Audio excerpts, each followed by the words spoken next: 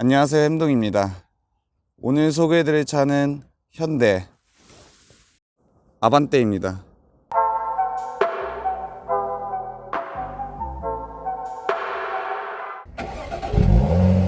현대 홈페이지를 보면 아반떼를 끊임없이 자기 진화하는 대한민국 대표 브랜드라고 설명하고 있습니다. 우선 기본적인 제원을 살펴보면 전장 4620, 전폭 1800, 전고 1440, 휠베이스 2700을 가지고 있습니다. 경쟁차로는 기아의 K3가 메인입니다. 외관 디자인을 살펴보겠습니다.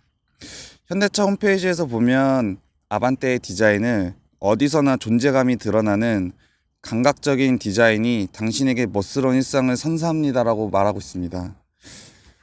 전면부를 먼저 살펴보면 확실히 전면부를 보면 홈페이지에 적혀 있는 어디서나 존재감이 드러난다는 말에는 동의할 수 있을 것 같습니다.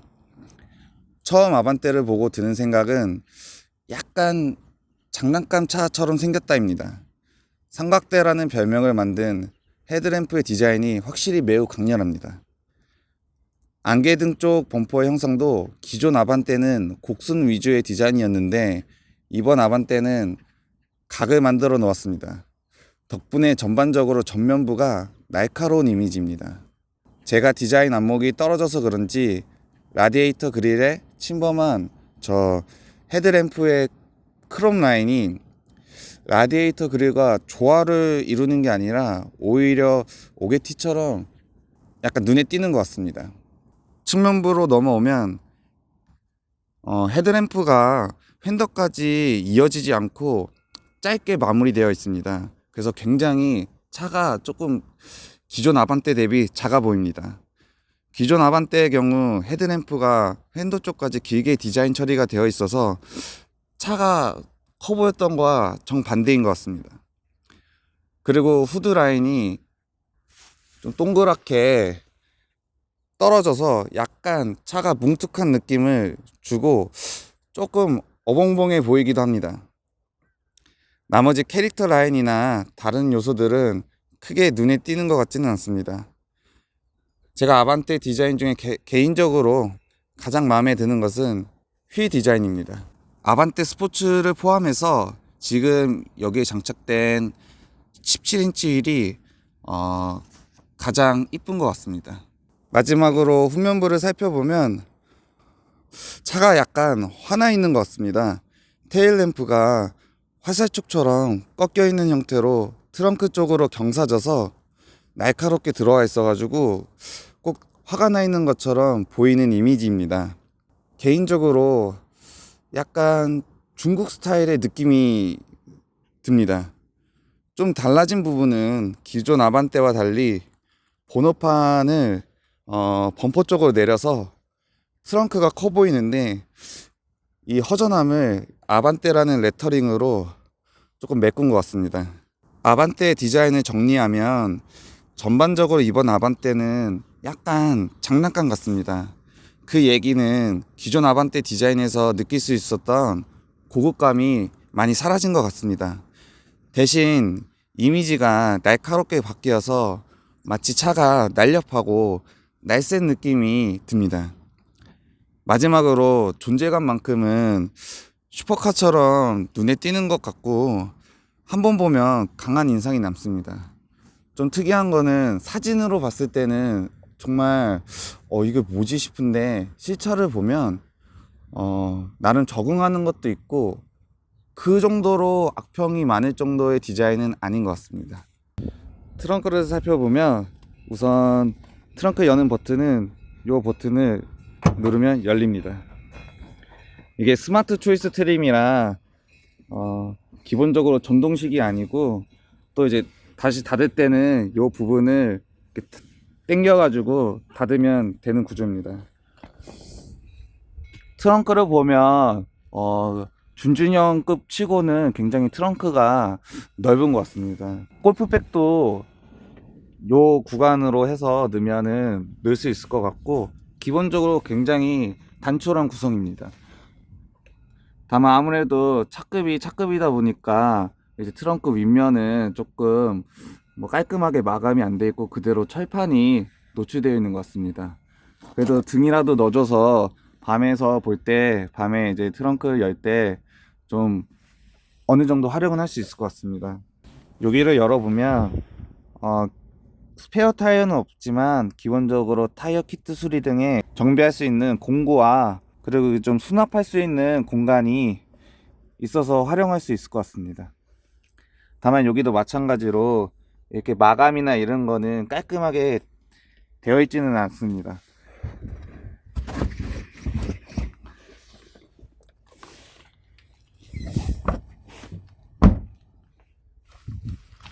이제 2열로 가보면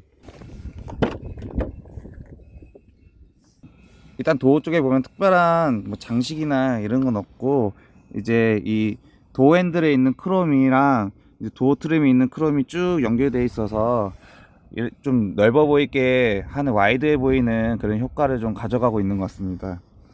기본적으로 가죽 감싸기나 이런 건 안 돼 있고 약간 우레타처럼 이런 사출이 되어 있습니다. 여기는 이제 가죽으로 좀 감쌌는데 굉장히 가죽이 얇게 감싸 있습니다. 그리고 여기 보면은 여기는 이제 사출이 이렇게 플라스틱이 이렇게 되어 있는데 조금 이렇게 단차감도 좀 져 있고 좀 약간 저렴해 보입니다. 아무래도 트림 자체가 높은 트림이 아니다 보니까 이런데 원가가 절감을 시켜가지고 한 것 같습니다. 도어 포켓을 보면 물 같은 거를, 생수병 같은 거를 수납할 수 있는 공간이 딱 여기 위치해 있고, 나머지 부분은 사실상 그렇게 큰 효용성은 없는 것 같습니다.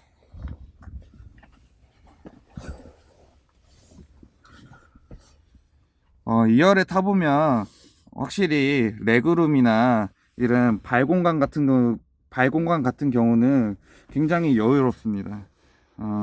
특히 헤드룸은 조금 타이트한데 한 요 정도 높이 정도가 남습니다. 그리고 이 아반떼는 폴딩이 되지 않고, 그 다음에 스키스루도 없고, 중앙에 센터에 컵홀더도 마련되어 있지는 않습니다. 아무래도 트림이 낮다 보니까 이런 사양들이 빠진 것 같습니다. 특히 뒷면도 봐도 에어컨 자체에 그런 에어벤트도 없고 그냥 민자로 이렇게 쭉 되어 있습니다. 그래도 다행인 거는 에어벤트가 깊숙하게 자리하고 있어서 미관상으로 눈에 띄지 않기 때문에 이런 부분은 좀 잘 구성한 것 같습니다. 또 특히 여기에 단차가 좀 져 있어서 조금 더 공간을 마련한 것 같습니다. 그리고 이제 위에 손잡이도 옷걸이 같은 거를 빼므로써 조금 더 가격을 저렴하게 한 것 같고, 그 다음에 룸램프를 보면 단촐하게 되어 있고, 뭐 빛도 뭐 하얀 빛이 아닌 약간 노란색으로 빛을 보여주고 있습니다. 그럼 이제 조수석으로 가보겠습니다. 조수석도 마찬가지로 도어 트림에는 특별한 그런 요소들은 없는 것 같고, 그 도어 포켓도 거의 2열하고 똑같습니다. 그 시트는 전동 시트도 아닌 그냥 일반 수동 시트로 이 리클라이닝 할 수 있는 이 레버랑 그 다음에 슬라이딩 할 수 있는 레버가 이렇게 마련되어 있습니다.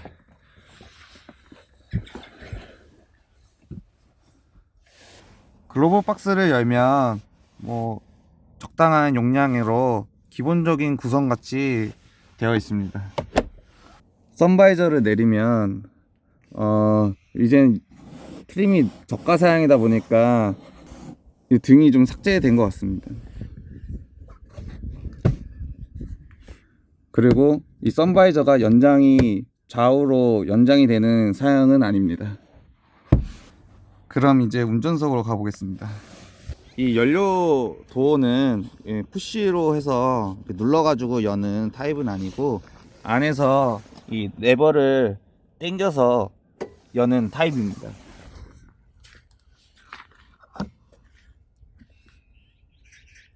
뭐 가솔린으로 연료캡을 여기다 걸 수 있게 구성은 되어 있습니다.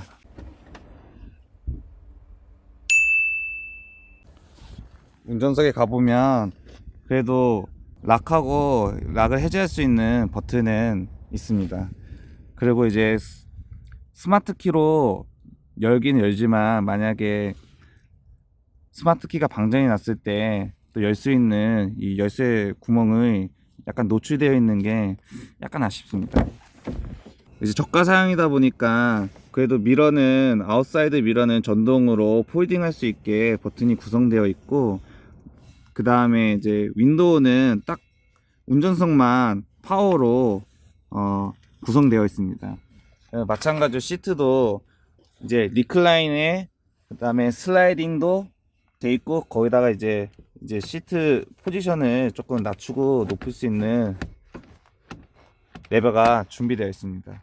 그리고 이제 트렁크와 그다음에 연료를 열 수 있는 이 버튼들이 여기 있습니다.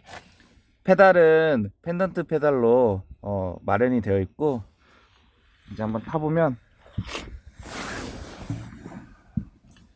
기본적으로 이 크롬 라인이 이렇게 쭉 이어져 있어서 조금 실내가 조금 넓어 보이는 그런 디자인을 선택하고 있고, 이제 8인치 이제 디스플레이가 이제 가운데 위치하고, 버튼 구성은 일렬로 이렇게 쭉 잘 되어 있는 것 같습니다. 센터 콘솔을 이제 열어보면 이렇게 락킹을 해제할 수 있는 레버가 있고, 공간은 생각보다 좀 넓어서 활용하는 데 있어서는 괜찮은 것 같습니다. 깊이도 적당하고 활용 면에서는 좋은 것 같습니다. 그리고 컵홀더가 두 개 이렇게 되어 있고, 전자식 파킹 브레이크가 아닌 이제 핸드 브레이크가 이제 여기 컵홀더 옆쪽에 위치해 있습니다. 스마트 초이스 트림이라서 특별히 자율주행적인 측면은 없는데, 그래도 후측방 경고 버튼이 있어서 주행할 때 안전에 조금 도움을 줄 수 있게 최소한으로 구성해 놓은 것 같습니다.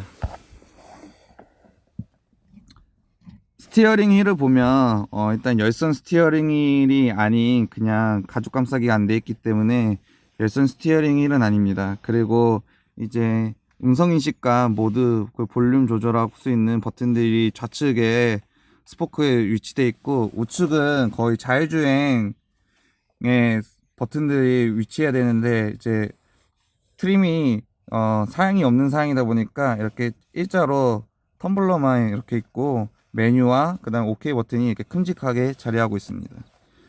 기본적으로 스티어링 휠은 적당한 크기의 사이즈여 가지고 누구나, 남녀노소 누구나 편하게 운전할 수 있을 것 같습니다. 그리고 이제 클러스터는 약간 AMG 같은, 벤츠 AMG 같은 식으로 패턴이 여기 안에 이렇게 들어가 있고, 왼쪽에 이제 RPM, 오른쪽에 이제 속도 게이지, 그리고 연료 게이지, 수온 게이지 등이 이렇게 단촐하게 구성이 되어 있습니다. 그리고 멀티 펑션 스위치 같은 경우도 정말 기본의 기본에 딱 그런 느낌으로 되어 있습니다.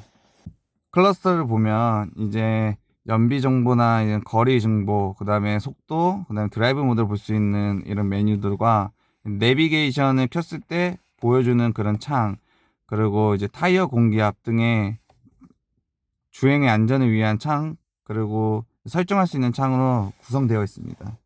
이 차주분은 이 스마트 초이스에 내비게이션 패키지를 넣어서 이 내비게이션과 이 8인치 디스플레이를 통해서 후방 카메라까지는 이제 지원이 되고, 원래 기본으로는 들어가 있지 않는 사양입니다. 또 한 가지는 시트도 인조가죽 패키지를 넣어가지고 아무래도 그 직물 시트는 좀 더 저렴해 보이니까 그 부분을 최소화해서 경제적으로 조금 구매를 한 것 같습니다. 아반떼의 ABN을 보면 이렇게 두 개로 화면이 분할되어 있어서 좀 사용하기에는 기존에 한 화면에 나오는 것보다는 조금 편한 것 같습니다. 나머지는 기존과 비슷하게 이런 터치감이나 이런 것들은 인식이나 이런 거는 빠른 편으로 못한 게 없는 것 같습니다. 그리고 이제 내비도 아무래도 수입차 대비해서는 국산차 내비가 좋기 때문에 이런 부분이 조금 이점이 되는 것 같습니다. 그리고 이제 ABM 관련해서 켜고 끌 수 있는 그런 것들이 이 버튼이 이렇게 마련되어 있고, 나머지 이제 라디오, 미디어 이런 버튼들, 내비게이션, SD카드 넣을 수 있게 이렇게 공간이 마련되어 있습니다. 비상등은 아주 잘 보이게 딱 이 블랙 하이그로시 위에 위치가 되어 있고, 공조 LCD와 함께 공조를 이제 돌릴 수 있는 노브들, 이런 것들이 아주 알차게 잘 구성되어 있는 것 같습니다. 그리고 여기 보면 꽂아놨는데 차주분이 12V짜리 단자와 함께, 그리고 요즘 많이 없어지는 억스 단자, 그리고 USB 포트, 그리고 또 12V가 하나 더 있습니다. 그리고 이 공간은 이제 고가 사양에 보면 아무래도 여기가 핸드폰 무선 충전할 수 있는 그런 공간일 텐데, 그냥 저가 사양에는 이렇게 동전이나 이런 거 넣을 수 있는 공간으로 되어 있습니다. 그래도 스마트 초이스에는 열선 시트가 있어서 적어도 조수석까지는 돼가지고 운전자와 조수석에 앉은 사람들은 따뜻하게 갈 수 있을 것 같습니다. 아반떼에는 JBL 프리미엄 사운드 8개 스피커가 옵션으로 선택할 수 있게 되어 있습니다. 지금 이 차주분의 차량은 그 오디오 옵션을 넣지 않아서 기본 오디오인데 성능이 어떨지 한번 확인해 보겠습니다.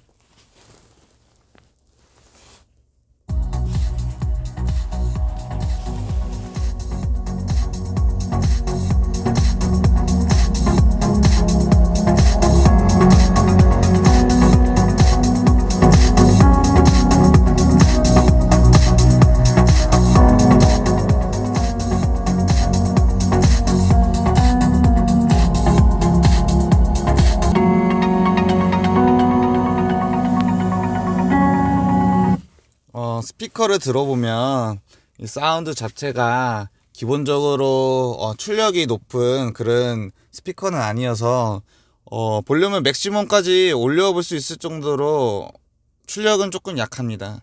다만 이제 들으면서 느끼는 거는 특별히 뭐 베이스, 미드, 트래블 같은 그런 이퀄라이저 측면에서 뭐 부각되는 음은 없이 어느 정도 밸런싱이 되어 있는 것 같습니다. 그 밸런싱이 되어 있지만 기본적으로 아무것도 손도 안 댄 느낌이어가지고 그냥 스피커라는 느낌이 듭니다. 뭐 특별하게 좋다 나쁘다 할 수 있는 그런 느낌이 아니고 그냥 스피커가 있다 정도로 만족할 수 있을 것 같습니다. 그래도 다행인 거는 이 볼륨을 높였을 때 노이즈가 막 심하게 들리거나 이러진 않고, 그래서 다행인 것 같습니다.